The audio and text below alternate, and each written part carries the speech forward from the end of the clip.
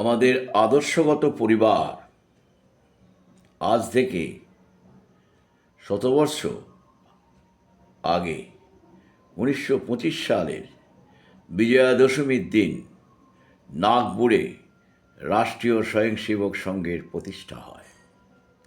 সংঘ ভারতবর্ষের সাংস্কৃতিক রাষ্ট্রবাদে বিশ্বাসী। ভারতীয়ত্ব বা হিন্দুত্ব এই রাষ্ট্রবাদের উদ্দেশ্য।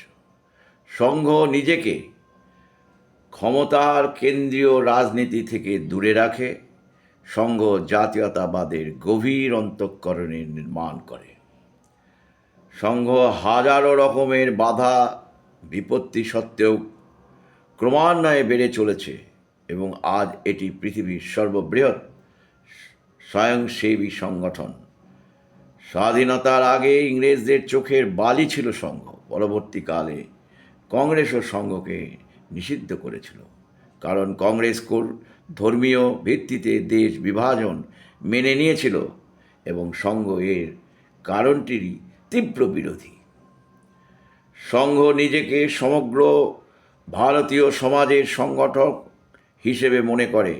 এটা কোনো বিশেষ সম্প্রদায়, জাতি, বর্ণ, এলাকা, প্রদেশ অথবা দলের সমর্থকও নয়, বিরোধীও নয়।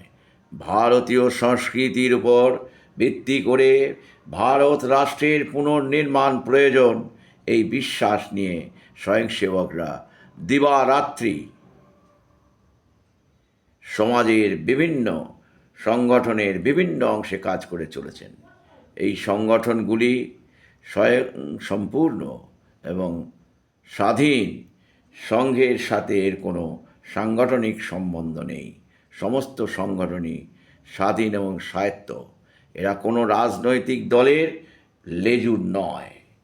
সংঘ দ্বিতীয় সরসংঘ চালক শ্রী গুরুজি মাধবরাও সদাশিবরাও গোলওয়ালকর এর সঙ্গে কথাবার্তার পরে ডক্টর শ্যামাপ্রসাদ মুখার্জি ভারতীয় জনসংঘের স্থাপনা করেন। শ্রী গুরুজি ডক্টর মুখার্জিকে কয়েকজন অভিজ্ঞ কার্যকর্তা প্রদান করেন। তাদের নিয়ে তিনি একটি জাতীয়তাবাদী স্বতন্ত্র রাজনৈতিক দল সৃষ্টি করেন, যার নাম দিলেন ভারতীয় জনসংঘ, যা আজ ভারতীয় জনতা পার্টি নামে পরিচিত।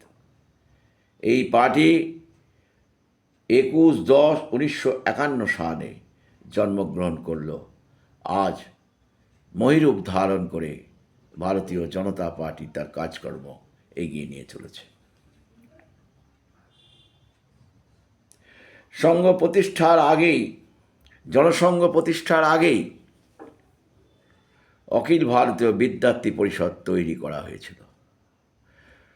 সমস্ত ছাত্র সংগঠনই কোনো না কোনো রাজনৈতিক দলের লেজুর। বিদ্যার্থী পরিষদ একমাত্র ছাত্র সংগঠন যেটি ক্রমান্বয়ে সক্রিয় ও বৃদ্ধি পাচ্ছে। এই দলের স্লোগান জ্ঞান, চরিত্র এবং একতা। এর স্লোগান আজকের ছাত্রই আজকের নাগরিক। এই দল ছাত্রদের ট্রেড ইউনিয়নে বিশ্বাস করে না, বিশ্বাস করে বৃহত্তম শিক্ষা পরিবারে। বিদ্যার্থী পরিষদকে এগিয়ে নিয়ে যাওয়ার ক্ষেত্রে যারা জীবন বলিদান দিয়েছেন তাদের মধ্যে যশবন্ত রাও খেলালকরের ভূমিকা অপরিসীম। এই ছাত্র সংগঠনটি 9/7/1949 সালে জন্মগ্রহণ করে। জনসংঘের পর যে বৃহৎ সংগঠনটি তৈরি হয়েছিল তার নাম ভারতীয় মজদুর সংঘ। এর প্রতিষ্ঠাতা ও সাধারণ সম্পাদক ছিলেন শ্রী দত্তপন্ত ঠেঙ্গড়িজি। বিএমএস লেবার ইউনিয়নের প্রতিষ্ঠিত বামপন্থী দলগুলির সামনে কঠিন চ্যালেঞ্জ ছুড়ে দিয়েছিলেন। সেখানে বলেছিলেন, লাল গোলামি ছেড়ে বলো বন্দে মাতরম, চাহে জো মজুরি হো হামারা মাঙে পুরি হো। বামপন্থীদের এই স্লোগান ছিল অবাস্তব, তাই বিএমএস নতুন স্লোগান দিল, দেশ হিত মে করেঙ্গে কাম, কামকে লেঙ্গে পুরা দাম। দেশের উন্নয়নের জন্য কাজ করব, কাজের জন্য পুরো নাম নেব। বিএমএস দেশের সামনে 3টি ঘোষণা করেন, देश का उद्योगीकरण, श्रमिकीकरण, श्रमिक का राष्ट्रीयकरण। শিল্প শ্রমিককরণ এবং শ্রমিকদের রাষ্ট্রায়ত্তকরণ, আজ বিএমএস দেশের সর্ববৃহৎ শ্রমিক সংগঠনে রূপান্তরিত হয়েছে। স্বামী চিন্ময়ানন্দের সন্দীপনী আশ্রমে ভারতীয়দের বিভিন্ন ধর্মের মধ্যে অখণ্ড বন্ধন সৃষ্টির উদ্যোগে বিশ্ব হিন্দু পরিষদ গঠিত হয়েছিল। প্রাথমিক অবস্থায় সংগঠনের দায়িত্বে ছিলেন দাদা সাহেব আপতে। পরবর্তীকালে এই সংগঠনটি শ্রী অশোক সিংহলের নেতৃত্বে এগিয়ে চলেছিল, যা বিশ্বের সমস্ত হিন্দুদের ঐক্যবদ্ধকরণ করেছিল। অর্থনৈতিক ক্ষেত্রের জন্য বিএমএস ছাড়াও ভারতীয় কিষাণ সংঘের প্রতিষ্ঠা করা হয়। আজ এখন এমন ক্ষেত্র নেই যেখানে ভারতীয় সংস্কৃতির ভিত্তিতে কোনো না কোনো সংগঠন কাজ করছেন না। সংবাদপত্রে যেসব সংগঠনের নাম আসে তারা প্রধান সংগঠন। রাজ্য স্থানীয় স্তরে বহু সংগঠন একই আদর্শ নিয়ে কাজ করছে। সমাজ কখনো রাষ্ট্রের অনুসারী হবে না, সমাজ হবে স্বয়ংসম্পূর্ণ। ঠিক এইভাবে এই সমস্ত সংগঠনগুলি স্বয়ংসম্পূর্ণ। সংঘ এদের সঙ্গে সাংগঠনিকভাবে যুক্ত নয়, কিন্তু আদর্শগতভাবে সম্পৃক্ত।